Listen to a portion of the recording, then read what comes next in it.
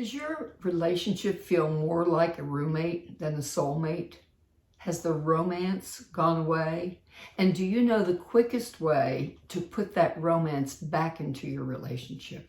Hi, I'm Dr. Pat Love. You know, in my long career as a marriage and family therapist, I not only worked individually with couples and did research for writing and training of therapists, but I did a lot of couples workshops. And one of the most common reasons why the couples would come to a workshop was to get the romance back. They wanted that loving connection. They wanted that romantic connection.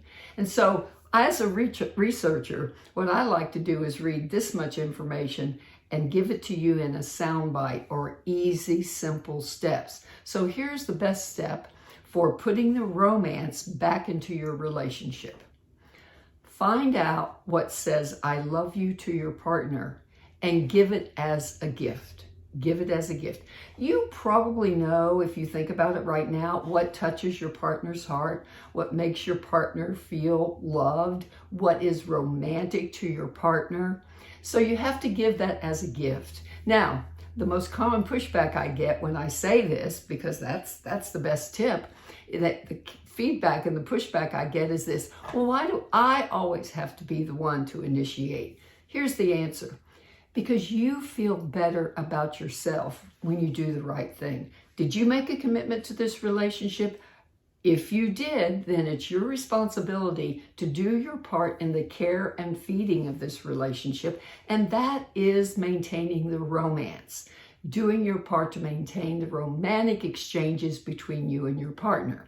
Second pushback I get is, and I often get this from men, they say, Dr. Love, I really don't know what is romantic to my partner. And I can't ask, can I? Well, the answer to that is you absolutely can ask. And when I say that, they say, well, I know what I'm going to get. If I ask, my partner's going to say something like, well, if you have to ask, just forget it.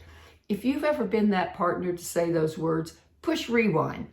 Get over that. Don't do that. Don't make it hard for your partner to be romantic. Don't make it hard for your partner to succeed. Don't put those preconditions on an act of romantic gesture.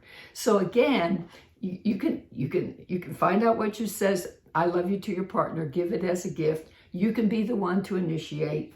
And if your partner asks, then of course first of all, it's fine to ask. And secondly, make it easy for them. The third thing is you can ask. You can say something like, you know, I would find it really romantic if we took the kids to my mom's and had a sexy movie night. I would find it romantic if you showed up at work one day, took me to lunch. I would find it romantic if you warmed up my PJs before I get into bed on a cold night. I mean, you know what touches your heart, and it's okay for you to ask. Again, you're programming your relationship for romantic success. And you know, romance seems like a little part of a relationship, but it is not, because the lack of it can signal the demise of the relationship. Think about this. When was the last time your partner looked at you with soft, romantic, loving eyes? When was the last time your partner took your face in their hands and gave you a really wonderful kiss? When was the last time your partner showed you how much they love you by a simple gesture that really touched your heart? And maybe the better question is, when was the last time you did this? You know, romance is the difference between a friendship and a romantic love relationship. Which do you want? Program your relationship for success. Find out what says I love you to your partner. Give it as a gift. Don't be afraid to ask. And if your partner asks, be generous with your answers. For more practical tips like this, check out my course, Wake Up in a New Marriage, and my ebook, 5 Forces Destroying Your Relationship. And I so thank you for listening and watching.